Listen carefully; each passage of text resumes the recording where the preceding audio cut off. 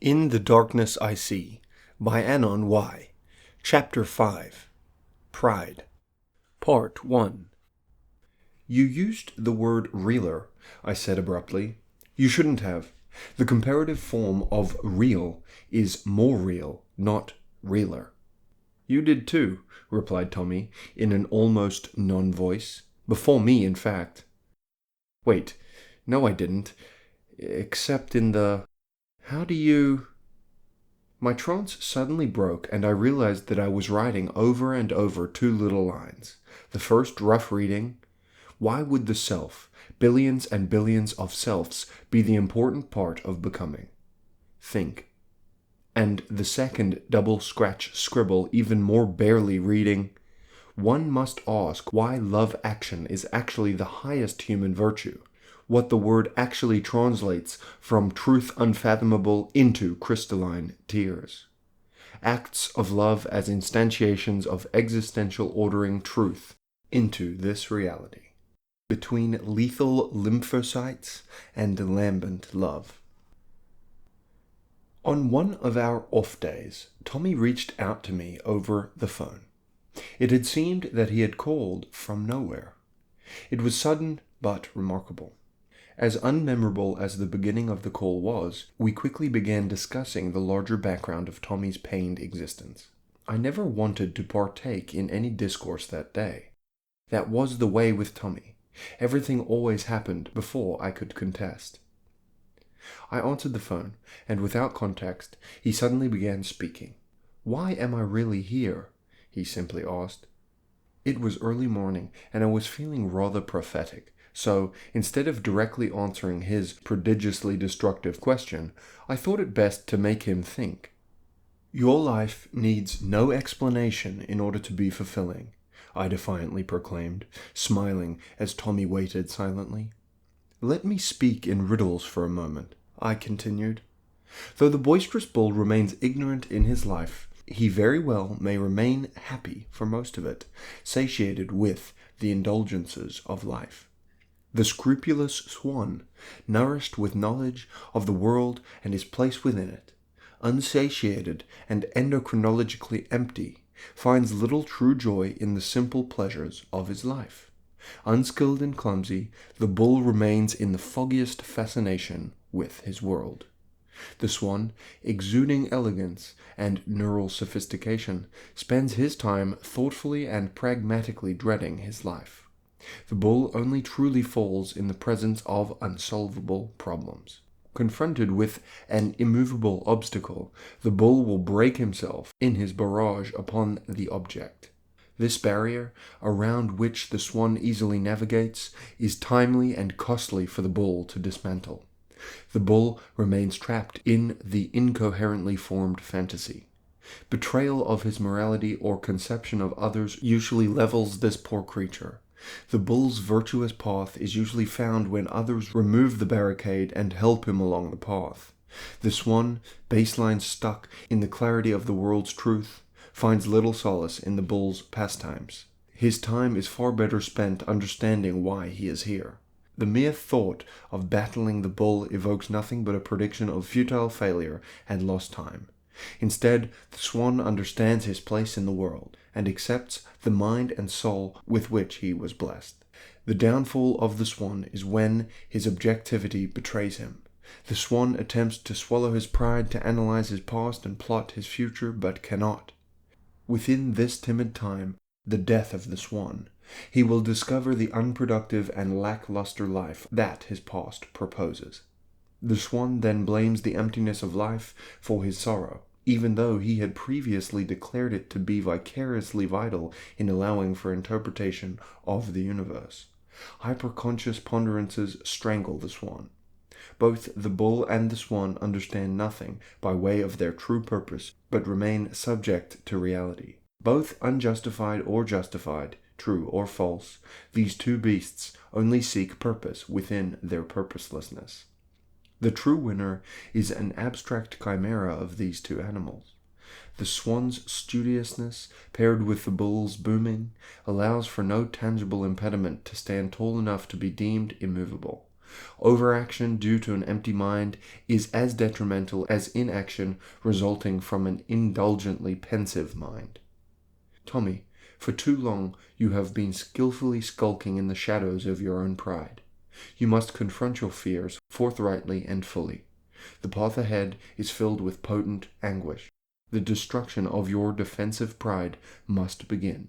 You cannot swim solemnly in Swan City any longer. The bull within you must be bolstered.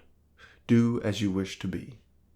Hesitating, Tommy remained quiet for another long moment, almost charging up his impactful response, surely ripening as a critique of my clear and clearly accidental, by way non-mastery, metaphorization of the already thoroughly discussed non-artist and artist dichotomy.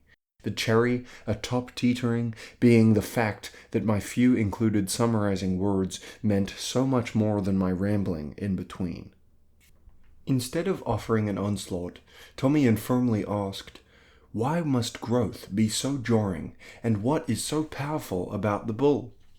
I responded quickly, adding, "For each embodiment of these spirits, their downfall is the refusal of an alternate path forward.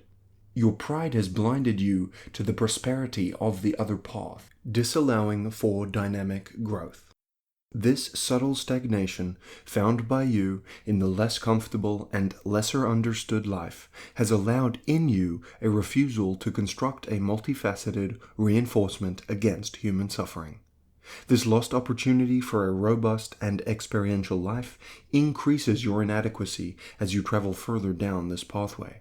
Hence, at this point in your young adulthood, you should break free from solemnity and follow at least some paths of the alternate route, whilst your mental malleability allows for it." I let silence carry the weight of my message for a beat or two. "A man's pride," I continued, "will take everything from him. It will refute the truth in even the most thoughtful of men. This is his true darkness. The truth of the world bears little significance in comparison to identity. The question itself, 'Why am I really here?' is filled with unidirectional focus on self, and then abstracted into meanings of the world and ideas of gloom. This is bottom-up thinking as opposed to top-down acceptance and translation. Your life is not about yourself.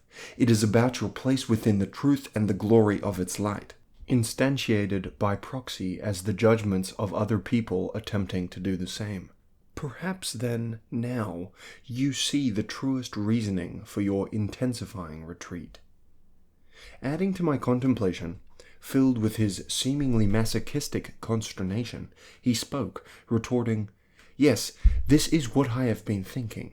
As we move into older and older reproductive strategies, we are left alone and isolated, only thoughtfulness attempting to ail our idle minds. It's this introspection, unproductive usually, that leads to so much suffering. The number of times I have said I and me is ridiculous. We are engineered as socially oriented individuals. Like the most unveracious and vicious spiral, I have been dragged further and further into nihilistic negativity, separating more and more from my community. The repetition of this downtrend has ended me." With my entire being refuting Tommy's drastic overindulgence in shame, I felt a deep impulse to remind him of his humanity and hope. "You are not done, you are just beginning," I reaffirmed. "You could perhaps be using this fascination with your end as a distraction or excuse for your lack of productivity. Do not allow this to happen. That will actually end you. Nihilism is too pervasive to use as an excuse, for this false nihilism will absorb you just the same as the truly experienced emptiness it becomes, impossible as that is. Becomes. Hence there is only false nihilism. But I digress. The most important thing for you to do is to pack your pride away and earnestly solve the problems by which you claim not to be troubled.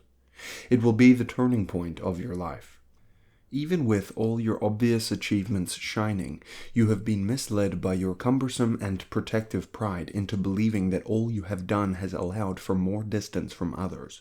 But no, it has been your deepest knowing all along that your pride is the buffer that protects the truth, that you simply want to prove yourself worthy as a part of all not so apart from home, love, experienced oneness, and acceptance by the others you feel surely should hate you, as you pretend to hate them.